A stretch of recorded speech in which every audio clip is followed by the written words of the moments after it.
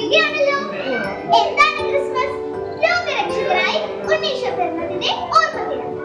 2000 വർഷങ്ങൾക്ക് മുമ്പ് ബെത്ലഹേമിലെ ഒരു കാലിത്തൊഴുത്തിൽ ജോസഫിന്റെയും മേരിയുടെയും മകനായി ഉണ്ണീശോ ജനിച്ച പുണ്യദിനം. എല്ലാ വർഷവും നാം ഡിസംബർ 25-നാണ് ക്രിസ്മസ് ആഘോഷിക്കുന്നത്.